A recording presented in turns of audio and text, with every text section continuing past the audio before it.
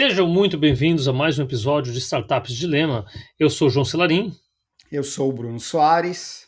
E Bruno, meu amigo, o dilema do dia é: devo ou não devo ter um conselho consultivo? Bruno, eu já queria começar já te jogando uma pergunta aí sobre esse tema de conselho consultivo.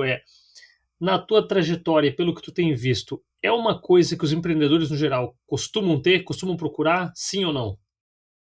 Eu acho que a maioria não procura. E quando procura, procura tarde, porque está com algum perrengue e a água está batendo no pescoço.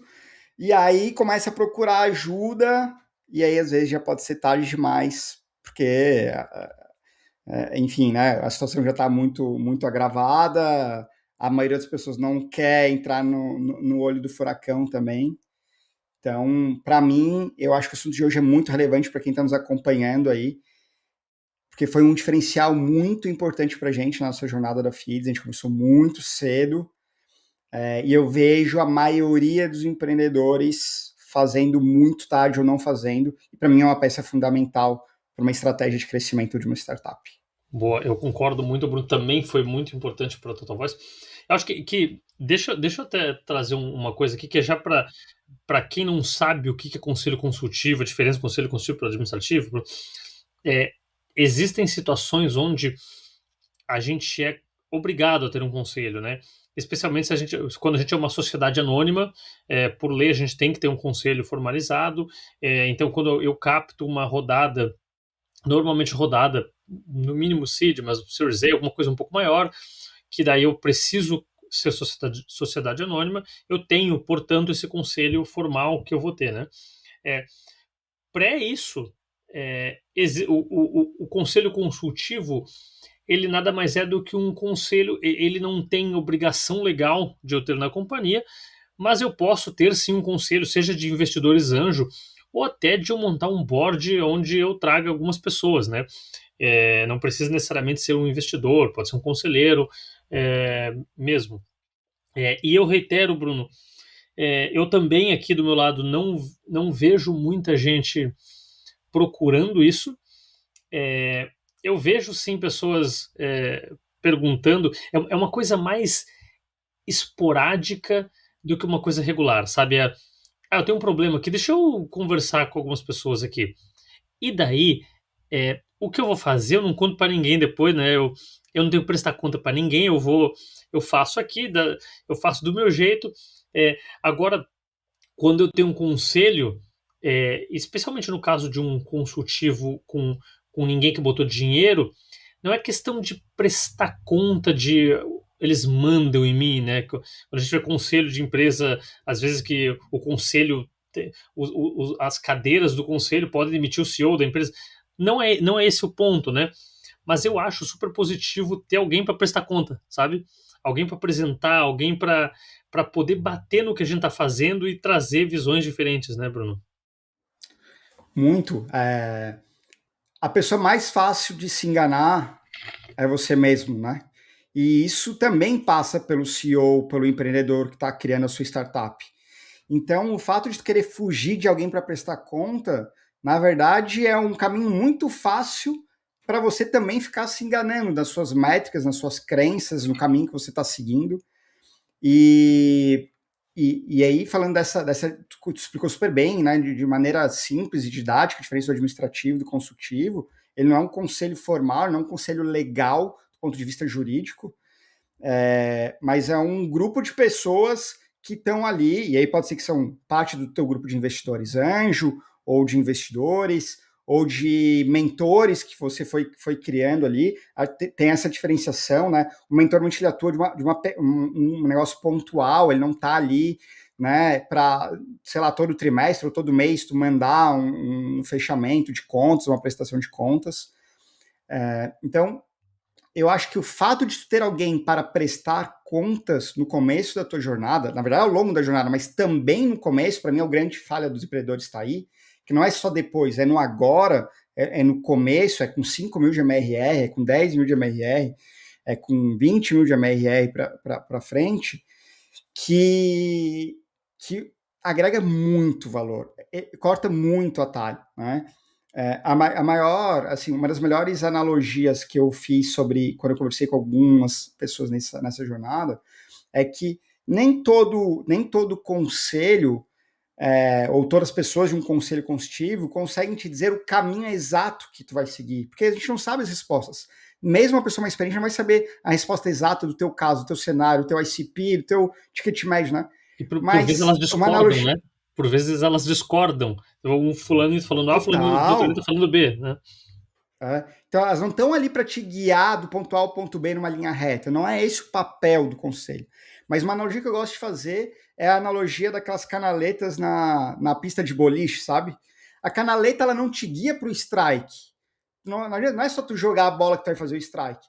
Mas só o fato de tu não cair na canaleta, né, que tem aquelas aletas ali que protegem, só o fato de tu não cair e errar os pinos, o fato de, não, beleza, derrubei só 3 pinos, tudo bem, não foi um strike, mas só o fato de tu não ficar errando o tempo inteiro já te guia para uma probabilidade de sucesso muito grande. Então, eu acho que Sim. quanto antes os empreendedores que estão nos acompanhando conseguir montar um conselho consultivo, novo, pode ser com mentores, com pessoas que são próximas, com outros empreendedores que estão 1, 2 passos na tua frente. Também não adianta trazer a pessoa que está 10 passos lá na frente, né? O cara que está com 10 milhões de MRR, ele não lembra da dor da pessoa que está com 10 mil de MRR, né?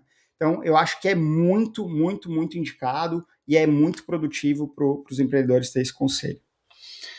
Bruno, eu acho que assim, eu tive um pouco de sorte, porque na verdade assim, o meu conselho era composto por meus investidores, 2 investidores, e o meu advisor, meu conselheiro, que veio a vir meu sócio na Queston depois, que era o Rafael Assunção. É, então, os investidores tinham uma rotina um pouco mais complicada, porque eles não eram anjos meus, eram investidores que investiam uma quantidade maior de startups, então, portanto, por vezes eles não participavam das reuniões e quem estava lá sempre era o Rafa Assunção. É, e foi assim, eu posso dizer, já falei isso para ele algumas vezes já, e é, ele, a contribuição que ele trouxe assim foi impagável, assim. Então, desde coisas, problemas mais simples, assim, porque né, a minha primeira startup de sucesso foi a Total Voice, né? A minha primeira jornada mais bem sucedida como empreendedor. É, e se eu olho para os problemas que eu tinha lá na época, é fácil com a experiência que eu tenho hoje. Cara, isso aqui é simples de resolver, né? Mas eu aprendi, parte do que eu aprendi com ele, né? Então, como fez diferença, sabe? Chegar. Eu lembro de um caso específico que a gente cobrava por minuto, né? Era VoIP, telefonia. E a gente tava, meu Deus, apavorado porque a conta não tava fechando, vai acabar o dinheiro e tal. E daí, eu sei que eu vou jogar aqui, vai parecer óbvio, mas pro João da época não era, né?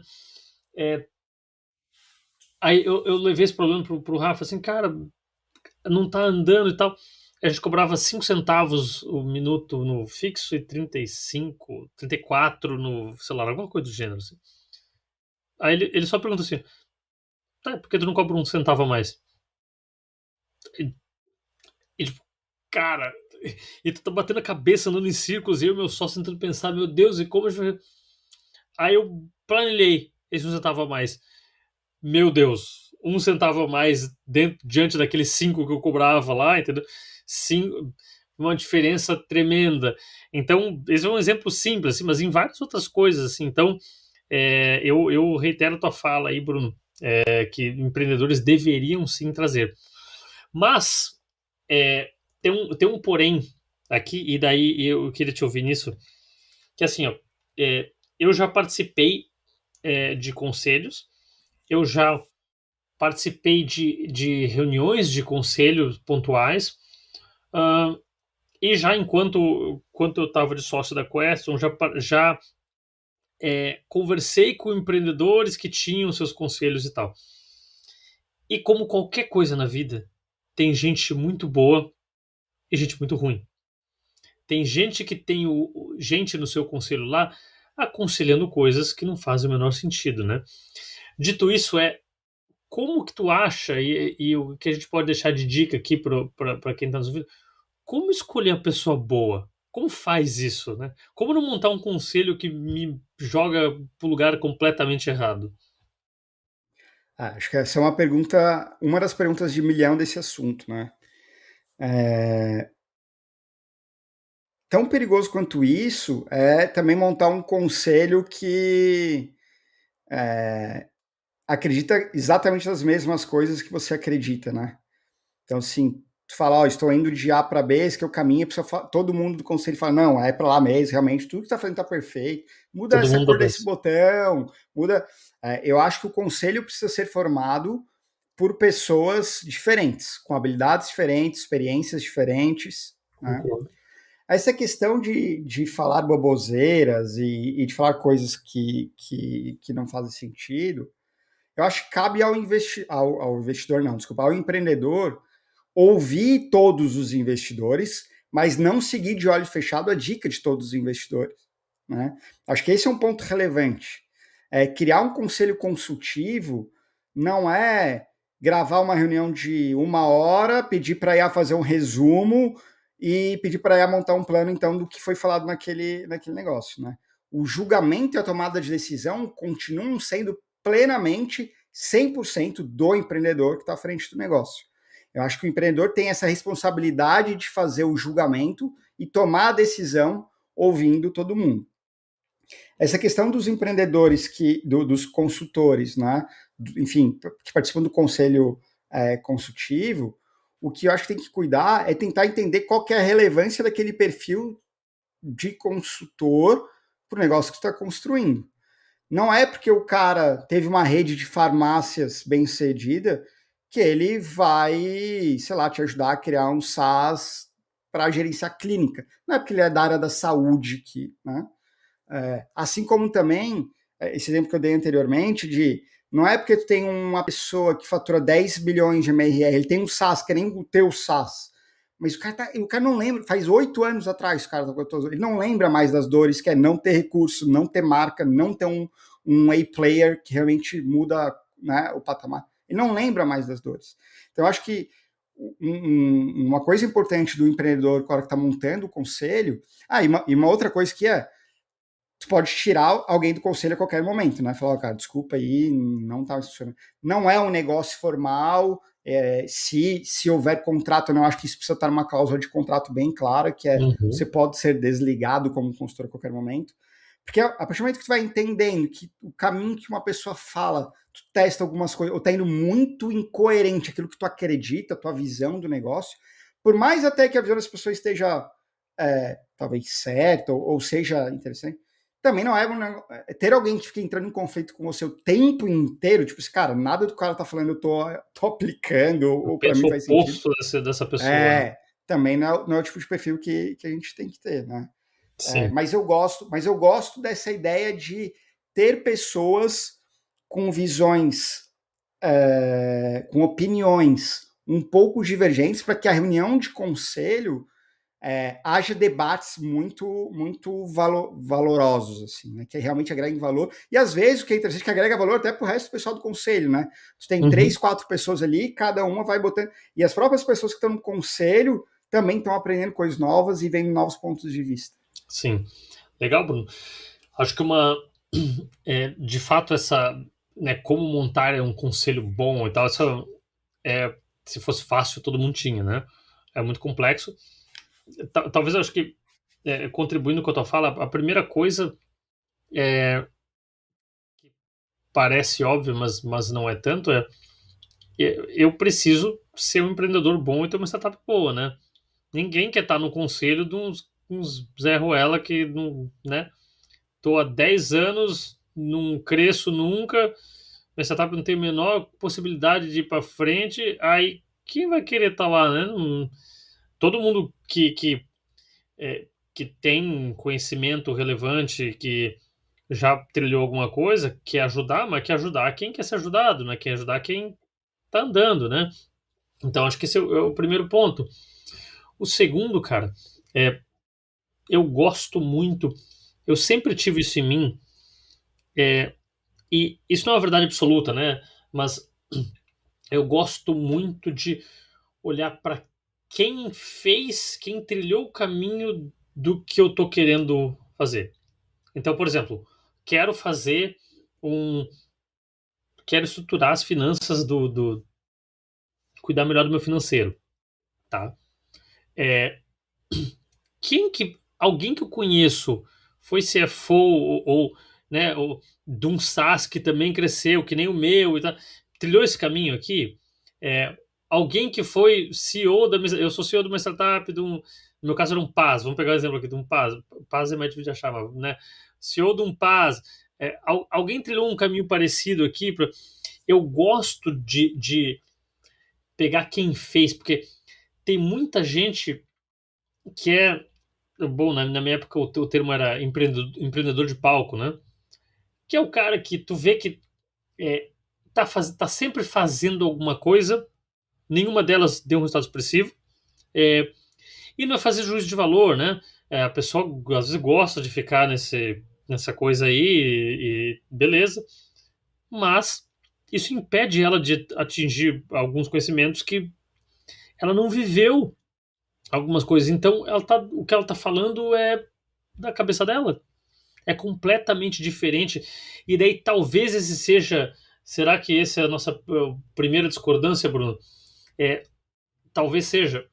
Que é, aí eu acho que o cara que trilhou o caminho e está lá nos 10 milhões, por mais que talvez ele não lembre do detalhe e não lembre da coisa, eu acho que, né, se fizer sentido para mim, ter esse cara que eu tô aqui pequeno, esse cara que saiu do zero e chegou lá, é, esse cara para mim é esse perfil, é o cara que fez acontecer a coisa que eu queria e beleza, eu concordo. Pode ser que ele não vá lembrar da coisa específica, mas do geral, sabe? Porque eu não vou levar para o conselho um problema, né?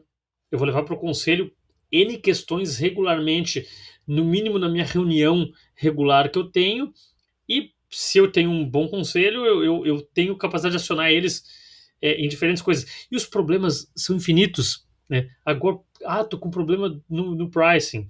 Agora eu tô com problema com a minha equipe, minha liderança, tô com problema. Então, essa pessoa viveu isso e tende a contribuir de uma forma muito rica, né? Das coisas que tu falou, tem dois pontos que eu queria separar, assim. Um, que eu queria reforçar positivamente o que tu falou, no sentido de procurar alguém que trilhou um caminho que você está querendo trilhar. Então, tu tá querendo criar um negócio bootstrapped, vai crescer X% ano contra ano aí, não quer levantar muito dinheiro, não quer levantar nenhum dinheiro, procure outros empreendedores que seguiram esse caminho. Quer fazer uma startup global, procure empreendedores que foram para o global, né? Quer fazer um negócio VC, backed brasileiro, SaaS, B2B com ticket alto, procura alguém que foi esse caminho. É ticket baixo, é consumidor final, é B2C, procura alguém que seguiu esse caminho, porque as dores e as visões dessas pessoas são diferentes, né? Acho que tu deu esse exemplo, acho que é muito legal isso. Sobre a questão do... Então, já encontramos nosso primeiro ponto de divergência aqui. Depois de 40 episódios. O ponto que eu trago aqui de procurar alguém mais próximo é porque eu realmente acho que tá mais fresco na cabeça dele, assim, sabe? Então, puta, tu tá com 10 mil de MRR, não sei lá, tu tá vendendo 5 mil reais de novo MRR por mês e tu quer melhorar a tua máquina de vendas. Eu acho que é muito melhor tu conversar com alguém que aprendeu a vender, alguém que tá vendendo hoje, sei lá, 30 mil, 50 mil, porque ele tá mais ele tá muito na cabeça os ajustes que ele fez para pular de 5 mil para 20 mil para 50 mil de novo MRR. Cara, ajuste na máquina tal, CRM, conteúdo, enfim, né? Do que a pessoa que tá vendendo 500 mil de novo MRR por mês. Porque, tipo assim, cara, 5 mil ela não lembra muito. Tem, tipo assim, 5 mil para ela é uma mensagem no WhatsApp hoje, ela vende 5 mil. Então, ela não lembra mais do playbook e não só de vendas, né? Eu acho que isso coincide com toda a operação. Assim. Então, mais esse é o meu gancho, se tiver oportunidade. É claro que, por exemplo, poder conversar.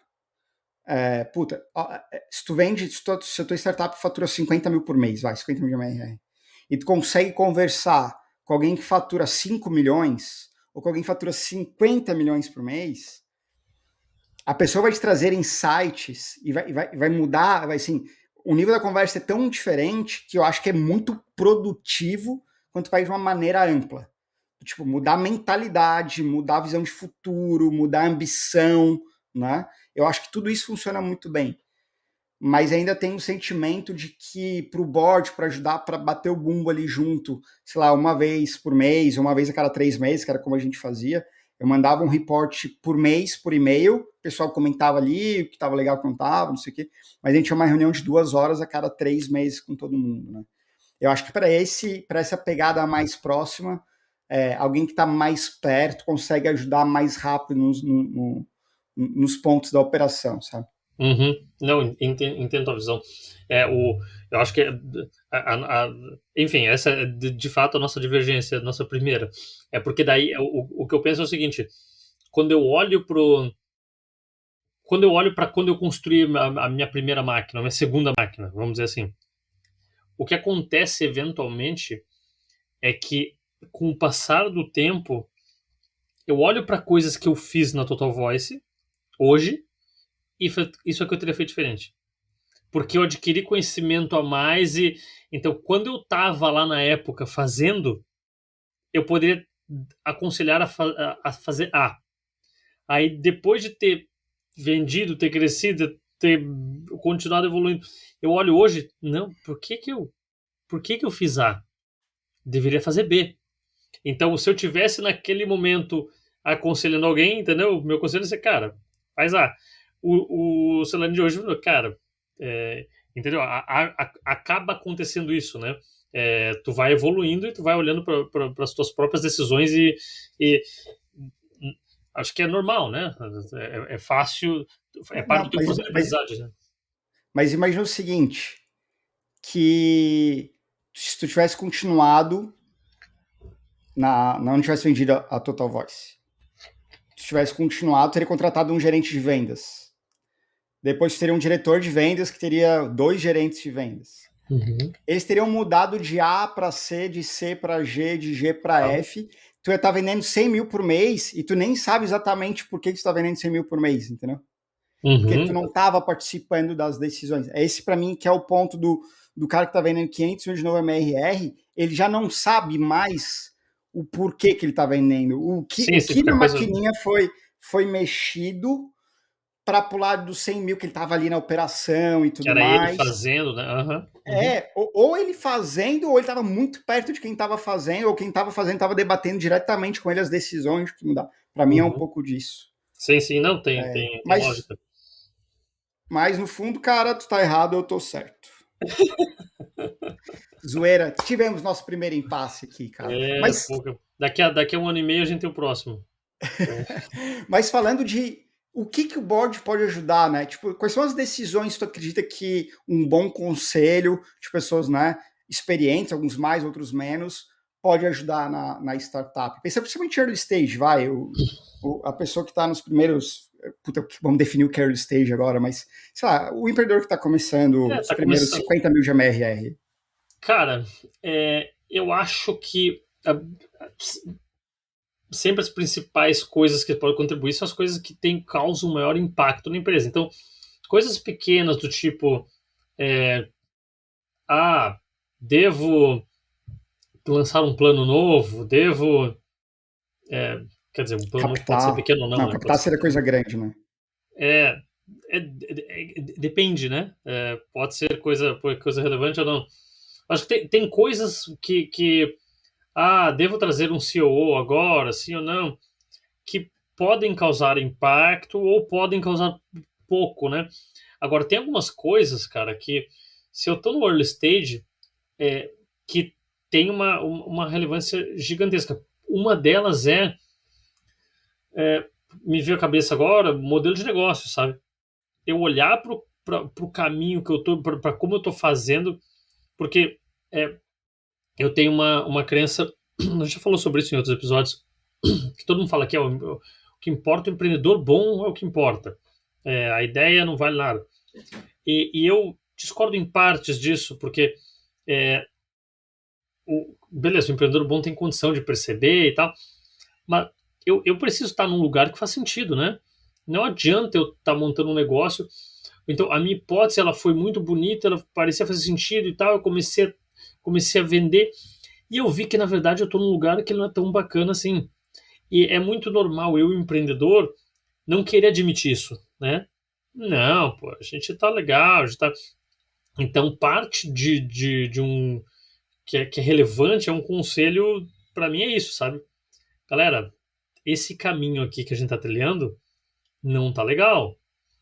Por exemplo, estamos tentando vender para enterprise e o mercado está nos dizendo que o small business está. Eu vou usar o exemplo contrário que eu gosto mais. Estamos tentando vender small business, o enterprise está levantando a mão e está topando pagar mais com o tempo de venda não é tão maior assim, para eles o valor é maior. Por que a gente está perdendo tempo aqui? Esse é o tipo de coisa que muda o jogo, né? Então, eu acho que essas coisas que, vou demitir ou vou contratar funcionário. Cara, é, uma pessoa dentro de uma corporação, né? É, os funcionários são óbvio que são relevantes, mas eu estou falando de uma pessoa. Isso não é uma coisa que muda o jogo, né? Não é esperado que uma pessoa vá revolucionar uma empresa. A empresa é o conjunto das pessoas. É, então, de bate pronto me vem isso, assim, modelo de negócio, é, Precificação, canal de aquisição, né? canal de aquisição perfeito. O que mais tu adicionaria aí, Bruno?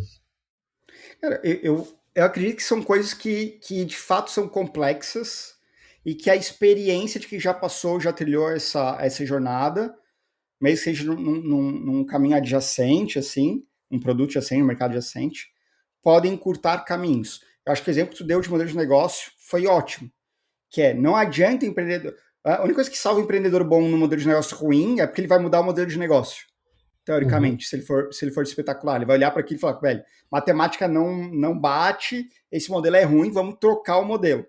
Mas se tu obriga um empreendedor bom a ficar no modelo de negócio ruim, o negócio não vai para frente. Não tem Né? Não mágica. importa o quão bom. Mesmo que tu expanda canal, mesmo que tu expanda. Eu gosto de ter uma fala do Flávio Augusto, que eu gosto bastante, que ele fala assim, cara, eu não entro em negócios em que se eu pagar todos os impostos, eu fizer tudo legalmente, a minha margem não é, sei lá, 40%, 50%, sei lá. Né? Eu gosto dessa visão. Se os números são esses, os melhores, eu acho que vai depender de mercado para mercado. Mas essa visão do que, tipo, cara, se eu fizer tudo certo, a minha margem não é 30, 40, 50%, cara, um modelo de negócio que é ruim, que é muito complicado, que tu não tem coeficiente né, esse coeficiente cagaço que a gente fala às vezes, de, putz, se dá uma baixa, se tem uma dor no mercado, uma dor de barriga no mercado aí, a gente perde alguns clientes, a margem não sustenta, ou não sustenta uma operação de CS mais próxima, falando de enterprise, ou não sustenta um high touch, falando dos pequenos. Eu acho que modelo de negócio é um negócio muito, muito relevante.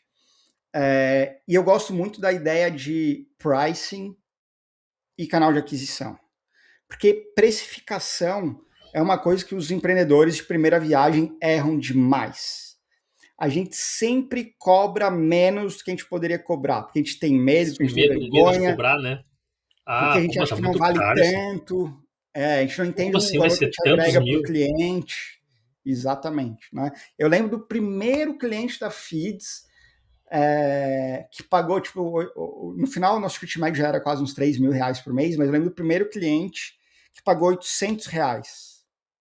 E era um cliente grande, é um cliente que, sei lá, antes de eu sair, esse mês um cliente estaria pagando, sei lá, uns 2,5, quase 3. Mas no primeiro ano a gente tinha tanto medo de cobrar que a gente botou um preço assim, cara, mega estrangulado. E era 800. Nossa, que malucos, eles toparam pagar R$ 800 por mês pra gente, né? Então acho que preço é outra coisa que quem é mais experiente sabe como cobrar, sabe o modo de cobrar, sabe analisar o custo, analisar valor, né? E tudo isso que meio que o empreendedor que está começando, na primeira viagem, os primeiros ajustes ali, ainda tem muito medo e tem pouca experiência em fazer. Sim, tu falou perfeito. Tu tem medo, tu tem. Meu Deus, será que eles vão ver valor e tal? É meio que uma coisa de eu não posso perder nenhum cliente, porque eu já tenho pouco. Então, eu não posso. Mesmo se eu cobrar isso aqui, ele pode não gostar e tal. E depois que tu passa de um determinado estágio, tu vê que, cara, é mais um cliente, é, né, mais um cliente no sentido de é, é um ser humano normal do outro lado, fechando um negócio contigo, não é um ser humano que vai estar pechinchando, Claro, você tem uma concorrência absurda e a tua oferta ela é muito. Tem muita gente no mercado, pode entrar nesse aspecto, né? Mas agora, se tu tem algum diferencial relevante para os teus concorrentes e tem um negócio bom, normalmente não vai para aí para a discussão, né? Eu lembro que o meu maior cliente, ele chegou a me pagar 120 mil reais por mês. É, e ele chegou num estágio da empresa que eu já tinha uma certa maturidade. É, e esse cliente pagava o preço justo que a gente cobrava, entendeu? Então a gente tinha uma tabelinha no início. Se eu tivesse vendido para esse cara no início, eu teria dado um desconto absurdo logo de cara. É, já chegando com preço.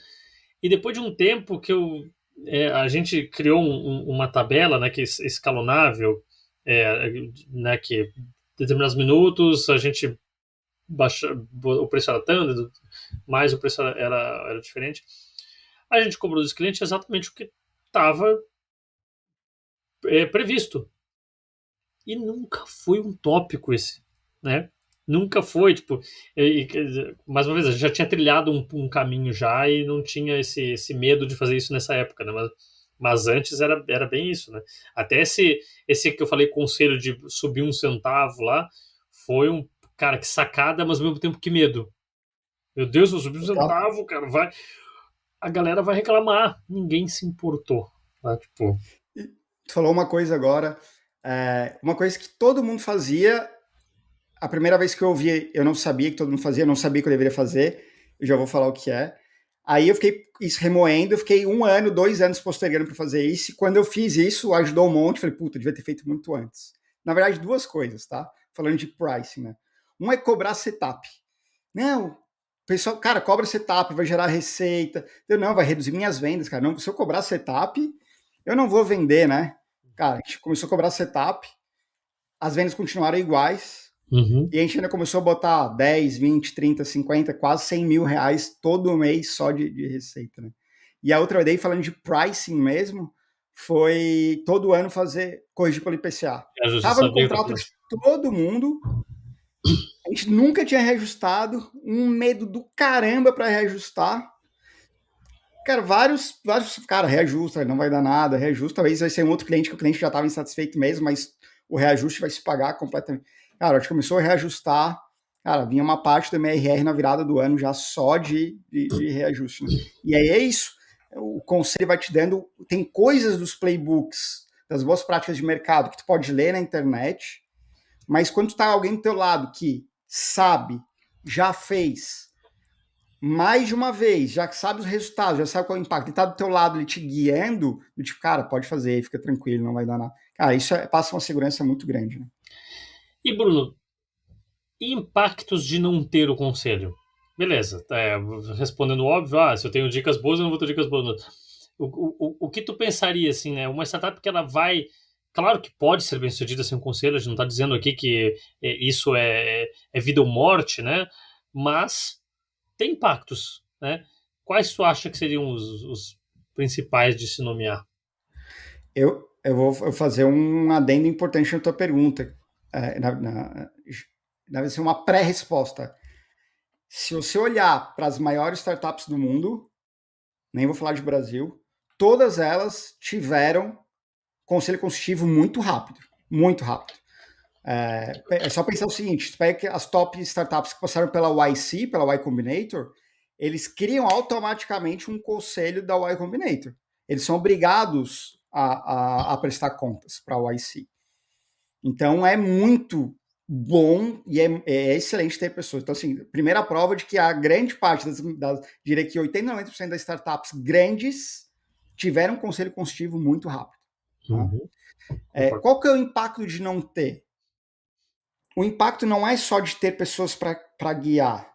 O impacto é que o jogo da startup é velocidade de iteração. Porque ninguém sabe as respostas. A gente só sabe as respostas na hora que a gente executa e colhe o feedback. Se eu mudar o preço de 5 para 6 centavos, vai ajudar ou não? Parece que sim, mas vamos testar. E aí tu aumenta o preço e vê qual é o impacto disso. Tu provavelmente sozinho, talvez em algum momento ia chegar nessa hipótese. Só que ia levar 3 meses e levou uma semana. Né? Uhum.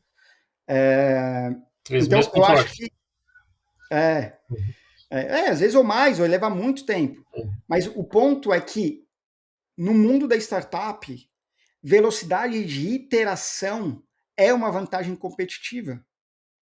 Então, quanto mais feedbacks tu consegue colher do mercado, ouvindo os clientes, ouvindo os clientes do ponto de vista do suporte CS, ouvindo os clientes do ponto de vista de vendas, por que está fechando, por que não está fechando, e de investidores, ou desculpa, do conselho consultivo, que são pessoas experientes, conseguem analisar todas essas variáveis aqui, conseguem computar mais rápido, vamos dizer assim, e vão guiando nas próximas iterações, e isso para mim é uma vantagem competitiva. Uhum. Então, Sim.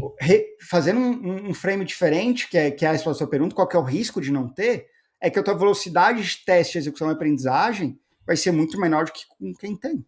Uhum. E eu acho que essa velocidade, no final das contas, é uma desvantagem, é uma vantagem competitiva Sim. para quem tem. Né? Perfeito, perfeito.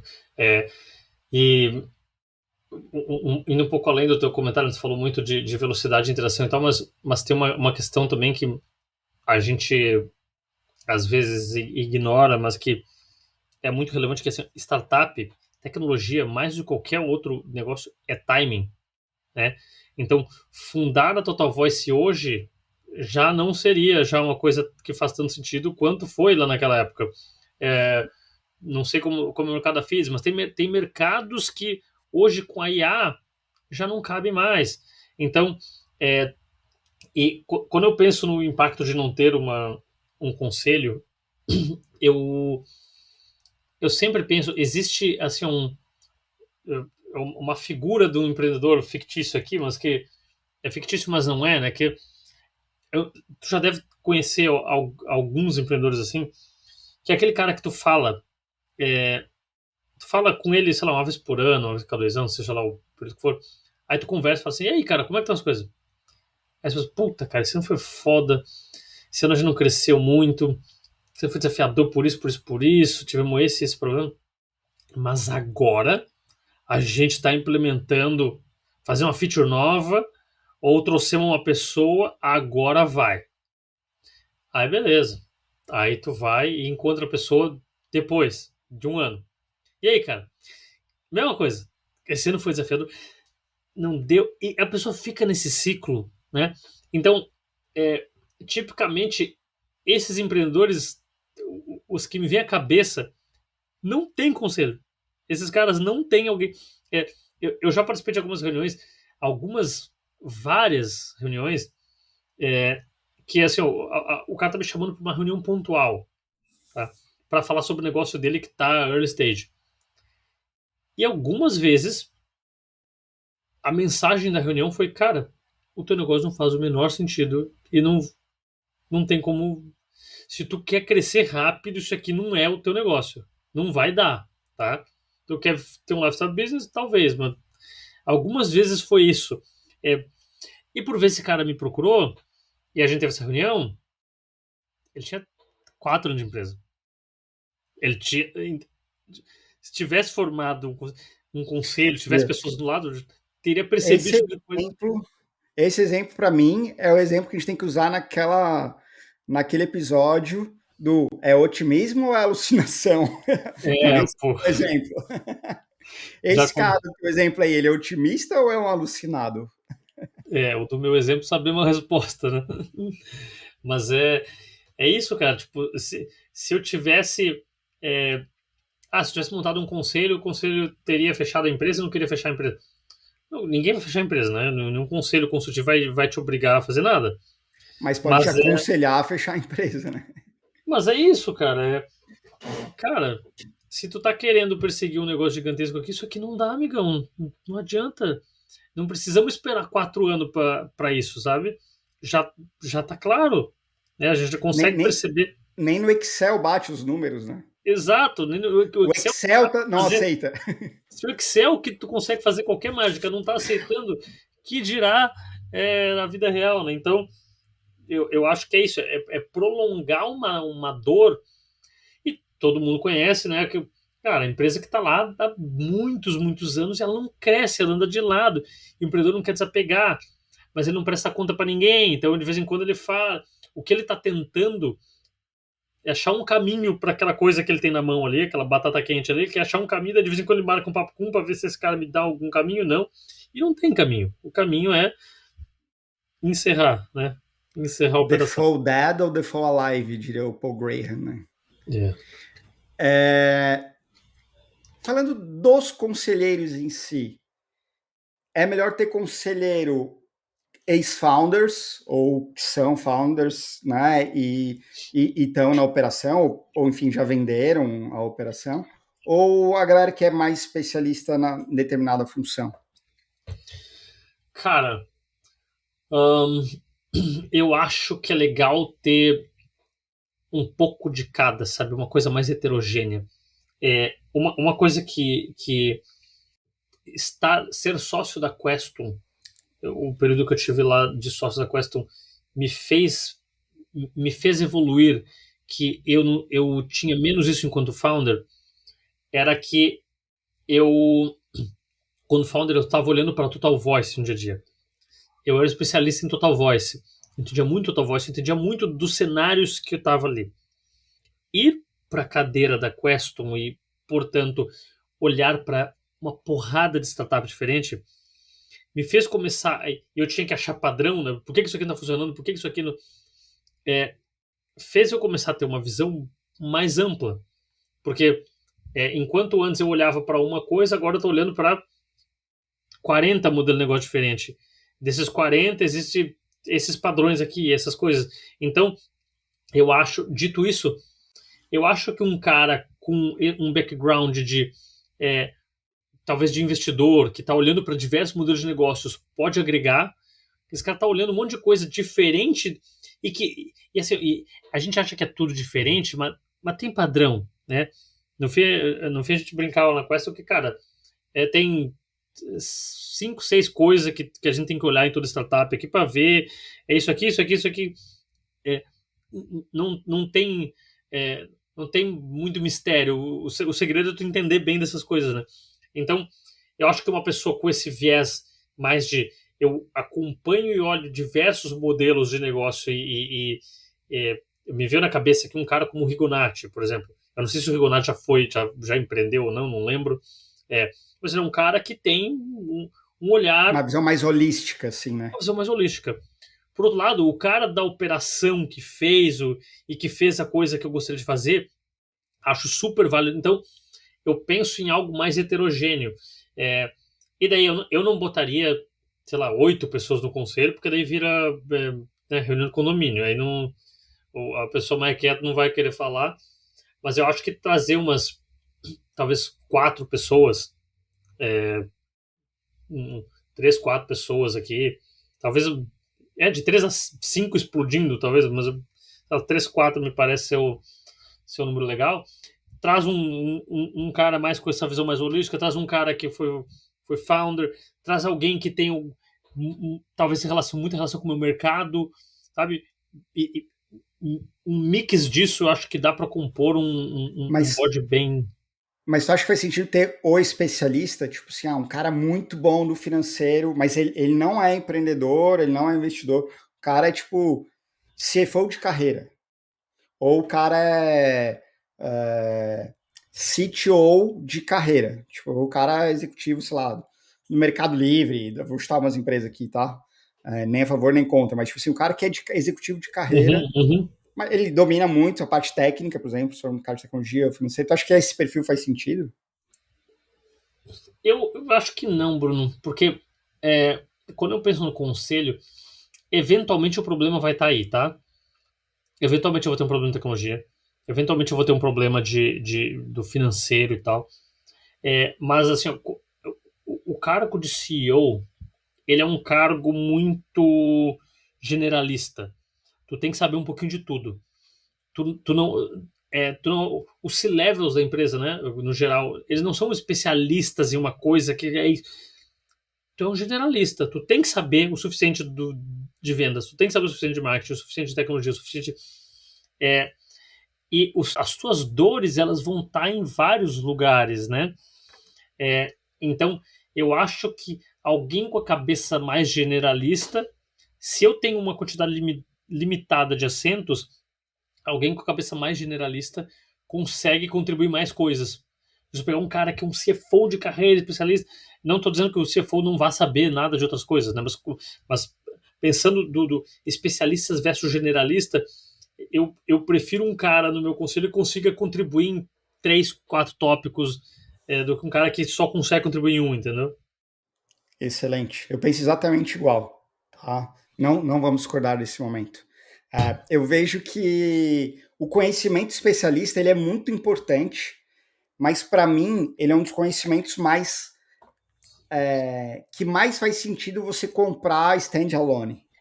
Então, tipo, eu tenho uma dor que só um CFO especialista vai conseguir resolver, por exemplo. Cara, beleza, vai lá e contrata esse cara. Assim, eu quero 10 horas da tua consultoria, Isso. paga o cara e deu certo. Ou às vezes, o teu próprio conselho consultivo conhece alguém que vai fazer de graça uma reunião de 1 hora contigo e vai resolver. Porque o networking do conselho consultivo também é legal, né? Às vezes tu não Exato, não conhece exploramos diretamente isso. esse CFO, mas você conhece alguém que conhece, ou essa pessoa conhece alguém que vai te conectar com essa pessoa. Uhum. Mas eu acho que eu queria convergir para esse ponto de o conhecimento, a dor específica. Putz, eu tô com uma dor muito específica de CS, que, puta, a minha conversão do onboarding. Cara, o teu conselho não tem que saber exatamente essa resposta. Ele tem que te ajudar a entender que isso é um problema, talvez a priorizar esse problema e ajudar a falar, cara, o próximo passo é talvez a gente vai precisar contratar então um especialista, se o teu time não conseguir executar. E tá aqui esses nomes, eu já ouvi falar, esse cara já trabalhou comigo, ou trabalhou com alguém que eu conheço, e marca um papo com esse cara. E aí tu vai lá com um cara que é muito técnico, ele vai olhar para o teu cenário, ele entende exatamente onde é que está o gargalo e resolve. Né? Exatamente. Eu acho que conhecimento pontual, conhecimento especialista é o que mais vale você pagar individualmente, comprar ou pedir uma mentoria específica, né? E já fiz isso inúmeras vezes. Nossa, já me reuni com várias pessoas para ter mentoria sobre um tópico específico. Quero saber sobre esse assunto. Quem que é o cara referência aqui? Isso aqui. Sentar com o cara e conversar. É isso. Então, tá. E aí fica 1 hora debatendo só sobre uma dor, problema e inúmeras possíveis soluções para aquele problema. Né? É muito proveitoso para todo mundo. E indo para a reta final agora, João, eu tenho uma última pergunta para nós. Que pergunta que todo founder deveria fazer ou levar para o conselho? Uma ou várias perguntas?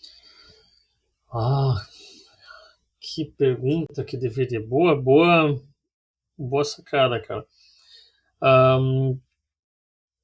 Cara, o que me vem na cabeça acho que um conselho bom, né, quando a gente fala de pergunta, acho que não é necessariamente eu preciso perguntar, porque por vezes o próprio conselho vai provocar isso, um conselho bom, mas acho que a coisa que eu deveria que me veio à cabeça é: estamos indo na direção certa?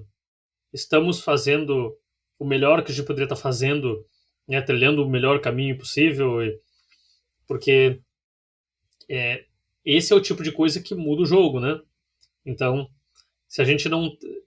Se eu tô indo na direção errada e meu conselho me fala, eu não pergunto, o que a gente tá fazendo aqui, né? Então, essa pergunta me parece uma pergunta bem relevante. E ela não é uma pergunta uma vez, eu faço uma vez, ela é um tópico a ser debatido constantemente. Agora a gente, sei lá, lançou um produto novo. Agora a gente vai adicionar IA no nosso produto aqui. Agora a gente vai... Tudo isso são mudanças de caminho, estamos fazendo o melhor uso do nosso tempo? É para cá que a gente deveria estar olhando? Então, é isso que a gente tem que se perguntar constantemente, e eu acho que talvez a maior contribuição que eu consigo pensar nesse momento do conselho tá aí, sabe? Essa pergunta ficou meio em cima, tinha que dar mais tempo de reflexão aí, né? Porque tem muita pergunta boa para levar. Uma que eu gosto muito de fazer Se o Gabriel ouvir aqui, ele vai saber qualquer pergunta. O Gabriel, que foi meu sócio na Feeds, e que eu fazia para todos os meus, foram meus mentores e comumente levava para nossa reunião era: o que eu não sei que eu não sei? E essa pergunta é boa porque o empreendedor, eu gosto de fazer aquela analogia do jogador de RPG que o mapa tá escuro em volta, sabe quando tu tá no mapa do joguinho ali? O empreendedor, ele vê 2 quadradinhos para frente, 2 quadradinhos para o lado e tal. E se o teu conselho é bem estruturado, ele está enxergando 4 quadradinhos, 5 quadradinhos, né? Ele tem uma visão um pouquinho mais ampla. E aí eu gosto dessa pergunta, cara, o que eu não sei que eu não sei? O que eu não sei que eu não estou vendo, né? Uhum. E às vezes falou, vou criar um produto aqui, vou usar, tô criando uma feature com IA. E aí vem alguém do conselho e fala, peraí, tem uma coisa aqui que tu não tá vendo. E tu não sabe que tu não tá vendo. Que é, puta, velho, tu vai estourar token, tu não vai conseguir repassar esse custo de tokenização pro teu cliente, né? Enfim, tem vários problemas modernos aí que ela tá trazendo algumas soluções, alguns desafios para os modelos de negócio, precificação, a gente pode fazer um episódio sobre isso. Sim. Mas, enfim, o ponto é, a pergunta é, o que eu não sei que eu não sei? Acho que essa é uma pergunta boa para o pessoal, para quem está nos ouvindo, levar para a próxima reunião do conselho. E acho que mais do que isso, né? Se você não tem o seu conselho, talvez, se não ficou claro o suficiente a nossa posição nesse episódio, você não tem, monte o conselho, né? Monte o seu conselho, exatamente. Estamos aqui Bruno. Também, a gente cobra pouco, né, João? A gente cobra pouco para você. Nem tão Manda pouco mensagem assim, pra gente no LinkedIn. O Payback e o ROI são inestimáveis. Então, entre em contato com a gente aí pelo Instagram, pelo LinkedIn, pelo WhatsApp. É verdade. Maravilha, Bruno. Mais um episódio entregue. Acho que episódio importante, né? Então, pode tirar muito empreendedor de muita furada e muito caminho errado. Acho que foi bem importante a gente falar sobre isso aqui. Bruno, brigadíssimo. Sempre um prazer gravar episódios com você. E a todos aí, obrigado por assistirem. E até a próxima. Foi animal. Obrigado, pessoal. Até o próximo episódio do Startup Dilema. Valeu.